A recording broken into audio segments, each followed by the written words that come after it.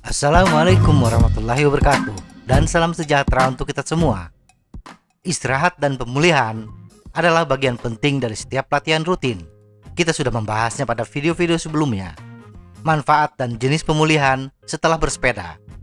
Sayangnya kebanyakan orang tidak memiliki rencana pemulihan yang komprehensif setelah bersepeda. Berikut ini adalah beberapa tips untuk merencanakan pemulihan pasca latihan agar lebih optimal.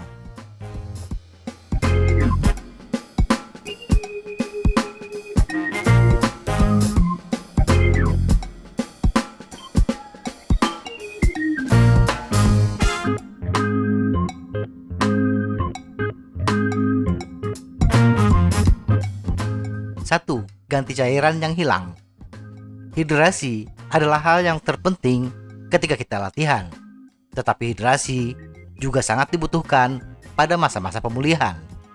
Air mendukung setiap fungsi metabolisme dan transfer nutrisi dalam tubuh. Sehingga dengan ketercukupan air yang banyak akan meningkatkan setiap fungsi tubuh. Penggantian cairan yang memadai bahkan lebih penting bagi atlet ketahanan yang kehilangan banyak air selama berjam-jam berkeringat. 2.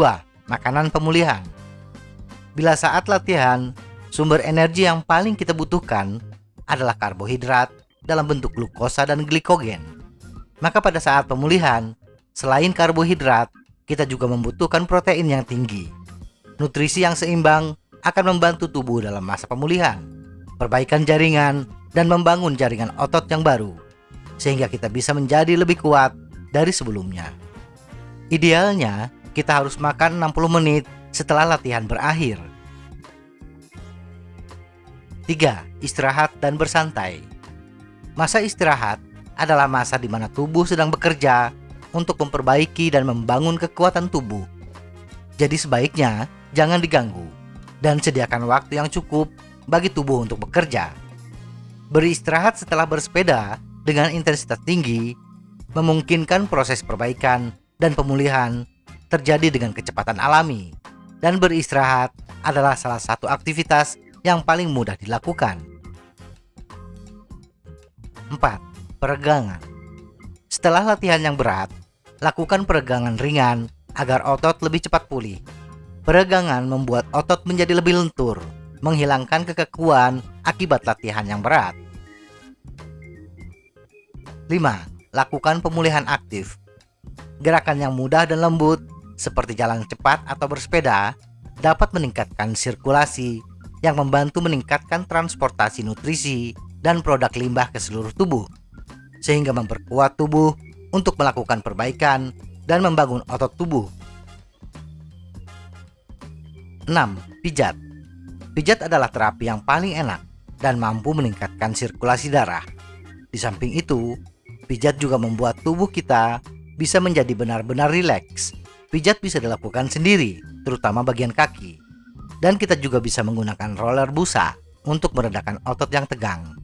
Bila dana mencukupi, memang akan lebih optimal bila pijat dilakukan oleh orang yang profesional. 7. Mandi es.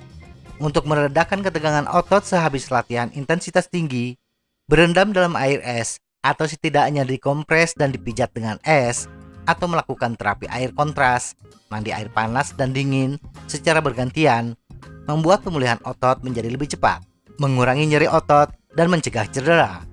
Teori di balik metode ini adalah bahwa dengan berulang kali menyempitkan dan melebarkan pembuluh darah akan membantu menghilangkan atau membuang produk limbah di jaringan.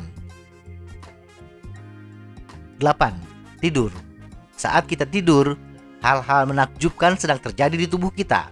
Tidur yang optimal sangat penting bagi siapa saja yang berolahraga secara teratur. Selama tidur, tubuh kita menghasilkan hormon pertumbuhan yang sebagian besar bertanggung jawab untuk pertumbuhan dan perbaikan jaringan.